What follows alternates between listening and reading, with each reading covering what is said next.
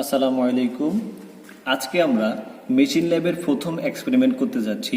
তো যে এক্সপেরিমেন্টটা করতে যাচ্ছি সেটার নাম হচ্ছে study of single phase transformer and determination of turn ratio. অর্থাৎ আমরা আজকে সিঙ্গেল ফেজ ট্রান্সফরমার কি সেটা সম্পর্কে জানবো এবং কিভাবে সিঙ্গেল ফেজ ট্রান্সফরমারের টার্ন রেশিও বের করব সেটা আমরা আজকে এই এক্সপেরিমেন্টের মাধ্যমে জানতে পারবো। অর্থাৎ সর্বপ্রথম আমরা জানি যে টার্ন রেশিও কি।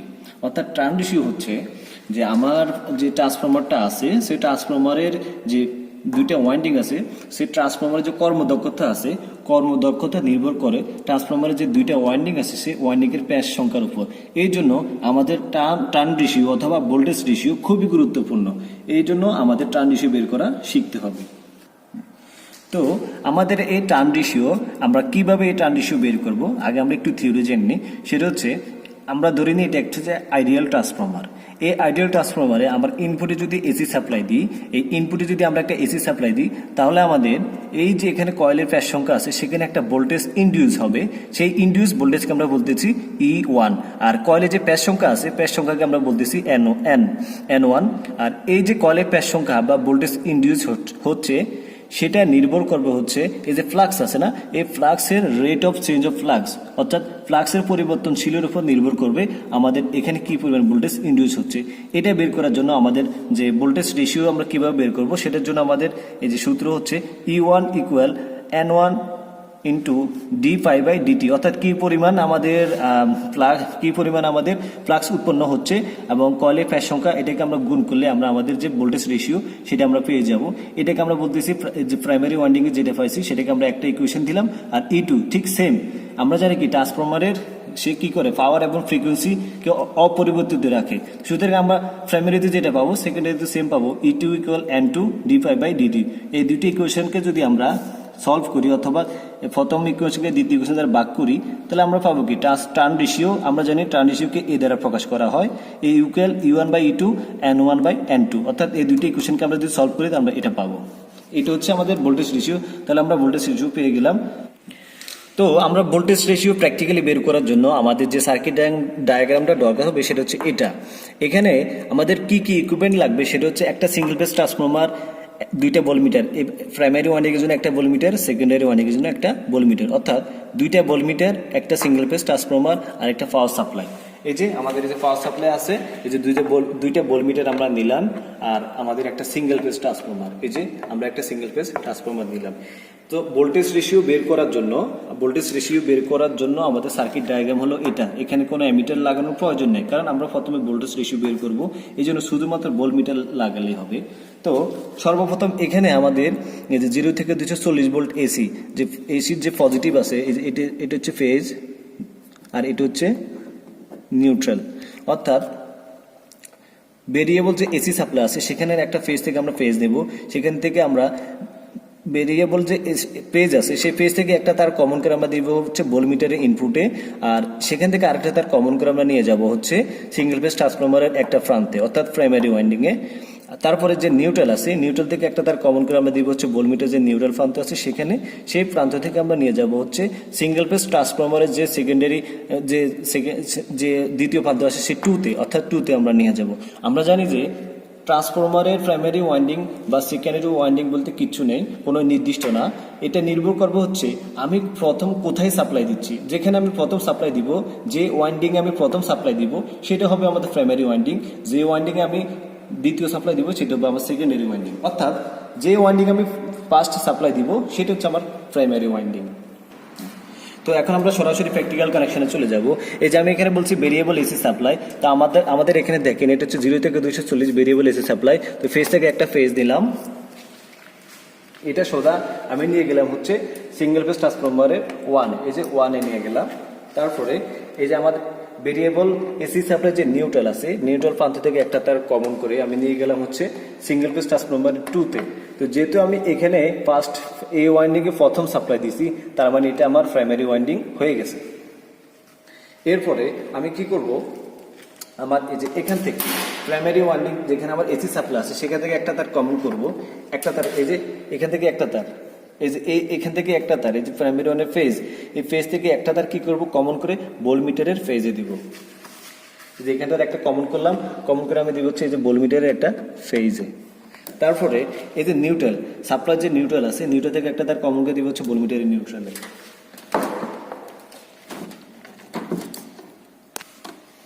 এই যে ভোল্টমিটারের নিউট্রালে দিলাম।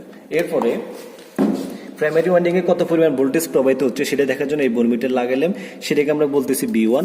সেকেন্ডারি ওয়াইন্ডিংয়ে কত কি পরিমাণ ভোল্টেজ প্রবাহিত হচ্ছে সেটা বের করার জন্য আমরা আরেকটা ভোল্টমিটার লাগাইতে হবে, সেটাকে বলবো হচ্ছে B2।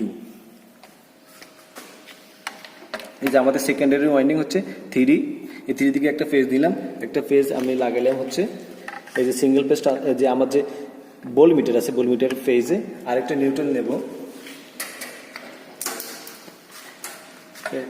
ওয়াইন্ডিং এর আরেকটা প্রান্ত থেকে আমি আরেকটা নিউট্রাল নেব, ভোল্টমিটার নিউট্রালে কানেকশন করে দেব।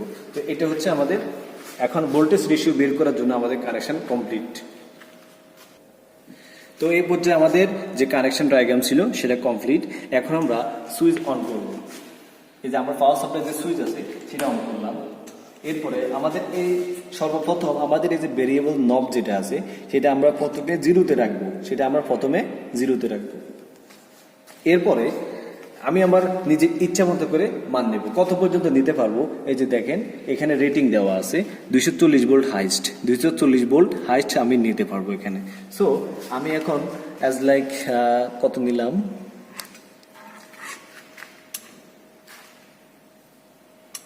এই যে আমি 600 স্কেলে লাগাইছি, আমার যে কানেকশনে 600 স্কেলে লাগাইছি। সো আমার এই যে ভোল্টমিটারের উপরে যে স্কেল আছে সেটা আমাকে দেখতে হবে। সো আমি এখানে দেখেন 200 কাঠায় আমার এখানে আছে। সো আমি এখন সর্বপ্রথম 200 ভোল্টেজ নিলাম, বা আমি আরো কমাই নিতে পারি, সর্বপ্রথম 200 ভোল্টেজ নিলাম। তো আমরা প্রাইমারি ওয়াইন্ডিং এ কি পরিমাণ ভোল্টেজ ইনপুট নিছি, 200 ভোল্টেজ। এই যে আমরা 200 ভোল্টেজ নিলাম। আচ্ছা, তাহলে প্রাইমারি ওয়াইন্ডিং এর ভোল্টেজ 200, তাহলে B1 কত, আমাদের ডাটা ক্যালকুলেশন করার জন্য যখন আমরা ভোল্টেজ রেশিও বের করব আমাদের ফর আইডিয়াল ট্রান্সফরমারের জন্য আমরা কত B1 কত নিচ্ছি, 200। আচ্ছা, তারপরে আমরা দেখব যে সেকেন্ডারি ওয়াইন্ডিং। এই যে সেকেন্ডারি ওয়াইন্ডিং আমরা কি 3 এবং 5, ট্রান্সফরমারের সেকেন্ডারি ওয়াইন্ডিং 3 এবং 5, এই 3 এবং 5 এর মধ্যে কি পরিমাণ ভোল্টেজ আমরা পাচ্ছি, যে আমি ইনপুটে সাপ্লাই দিচ্ছি কত 200 ভোল্টেজ, তাহলে আমি আউটপুট অর্থাৎ সেকেন্ডারি ওয়াইন্ডিং এ কি পরিমাণ ভোল্টেজ পাচ্ছি সেটা দেখবো কোথায়, এই ভোল্টমিটারের সাহায্যে। এই যে আমি কত পাইছি 200, এই যে আমি 600 স্কেলে লাগাইছি, সেকেন্ডারি ওয়াইন্ডিং আমি পাইছি কত 200 ভোল্টেজ, সেকেন্ডারি কত পাইছি B2, অর্থাৎ B2 কত পাইছি 200 ভোল্টেজ। তো আমরা জানি কি টার্ন রেশিও বের করার সূত্র A ইকুয়াল B1/B2। তো B1/B2 যদি বের করি তাহলে আমাদের হবে কত 1।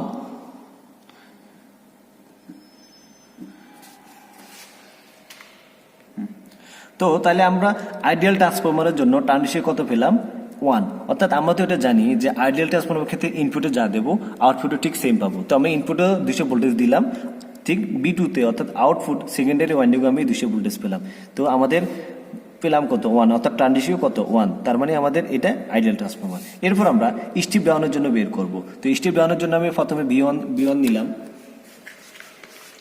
অ্যাজ লাইক আমি কত 200 ভোল্টেজে নিলাম, আমি 200 ভোল্টেজে নিলাম। হ্যাঁ, তো স্টেপ ডাউন, এটা হচ্ছে আমার স্টেপ ডাউন ট্রান্সফরমার। তাহলে আমি B1 কত পাইলাম 200 ভোল্টেজ। তাহলে আমি B2 কত পাবো। স্টেপ ডাউন ট্রান্সফরমারের ক্ষেত্রে স্টেপ ডাউন ট্রান্সফরমারের জন্য আমি কি করলাম, স্টেপ ডাউন ট্রান্সফরমারের জন্য এটা হচ্ছে আমার আইডিয়াল ট্রান্সফরমার, অর্থাৎ এখানে আমি যে প্যাচ সংখ্যা ইউজ করছি এখানে সেম কানেকশন, এটা হচ্ছে আমার আইডিয়াল ট্রান্সফরমার। স্টেপ ডাউন ট্রান্সফরমারের জন্য আমি কি করব, প্রাইমারিতে যে পরিমাণ ওয়াইন্ডিং আমি সাপ্লাই দিব সেকেন্ডারিতে আমি কয়েলের প্যাচ সংখ্যা কমাই দিলাম, অর্থাৎ অর্ধেক করে দিলাম। আচ্ছা, তো অর্ধেক করে দিলাম। আচ্ছা, ইনপুটে আমি হচ্ছে 100 ভোল্টেজ নিলাম। ইনপুটে স্টেপ ডাউনের জন্য ইনপুটে আমি 100 ভোল্টেজ নিলাম। এই যে এখানে আমাদের ভোল্টেজ ভোল্টমিটারে দেখেন আমি 300 স্কেলে লাগাইছি, সেই জন্য আমি মিডলে যে স্কেল 0 থেকে 300 ভোল্টেজ সেই স্কেলটা আমরা দেখবো। এখানে দেখেন আমরা 100 ভোল্টেজ নিলাম। ইনপুটে B1 কত নিলাম 100। এরপর আমরা আউটপুটে অর্থাৎ সেকেন্ডারি ওয়াইন্ডিং আমরা কি করলাম, কয়েলের প্যাচ সংখ্যা কমাই দিলাম। তার মানে আমরা কি অবশ্যই কম পাবো, অর্থাৎ স্টেপ ডাউন মানে কি প্রাইমারিতে আমরা যে সাপ্লাইতে দেবো সেকেন্ডারিতে আমি কম পাবো। তো এই যে দেখেন, তাহলে আমি সেকেন্ডারি কত পাইলাম, সেকেন্ডারিতে আমি এটা আমার 600 স্কেলে লাগানো আছে। 600 যদি আমি এটাকে চেঞ্জ করে যদি আমি চেঞ্জ করে 150 লাগাই তাহলে ক্লিয়ার দেখতে পাবো। এই যে দেখেন 150 স্কেলে লাগাইলাম, তো 150 স্কেল মানে কোনটা, 0 থেকে 150 সর্বনিচেরটা। তো এখানে কত ভোল্টেজ পাইছি, 50। তার মানে কি, তাহলে আমি আউটপুটে কত পেলাম, 50। অর্থাৎ আমি ইনপুটে সাপ্লাই দিছি 100 ভোল্টেজ, আর সেকেন্ডারি ভোল্টেজ যেটা সেকেন্ডারি ওয়াইন্ডিং ভোল্টেজ পাইছি কত, 50 ভোল্টেজ। তাহলে আমরা টার্ন রেশিও কত হবে, আমরা জানি V1/V2, 100 ভোল্টেজ বাই 50 সমান সমান কত, 2 ভোল্টেজ। অর্থাৎ আমার এখানে টার্ন রেশিও হচ্ছে 2 ভোল্টেজ। তাহলে আমরা এটাও পেয়ে গেলাম। এরপর আমরা দেখবো যে স্টিপ আপের জন্য আমরা স্টিপ আপ ট্রান্সফরমারের ক্ষেত্রে কি পরিমাণ টার্ন রেশিও ভোল্টেজ রেশিও পাই সেটা আমরা বের করবো। অর্থাৎ যদি প্রাইমারিতে আমি অ্যাজ লাইক 100 ভোল্টেজ নিলাম, প্রাইমারিতে দেখেন প্রাইমারি ভোল্টেজ নিলাম আমি 100 ভোল্টেজ, তাহলে আমার V1 কত, 100 ভোল্টেজ। তাহলে আমি V2 কি করব, V2 হচ্ছে আমার, দেখেন এটা হচ্ছে আমার স্টিপ ডাউন। অর্থাৎ প্রাইমারিতে আমি কয়েলে ফেজ সংখ্যা বেশি দিছি, আর সেকেন্ডারিতে আমি কয়েলে ফেজ সংখ্যা কমাই দিছি, যার কারণে এটা হয়ে গেছে স্টিপ ডাউন ট্রান্সফরমার। আর স্টিপ আপের ক্ষেত্রে আমরা কি করব, প্রাইমারিতে দিব কয়েলে ফেজ সংখ্যা কম, আর সেকেন্ডারিতে কয়েলে ফেজ সংখ্যা থাকবে কি বেশি। তো আমি কানেকশনটা চেঞ্জ করে দিই, এই দেখেন আমি কানেকশনটা ইন্টারচেঞ্জ করে দিলাম।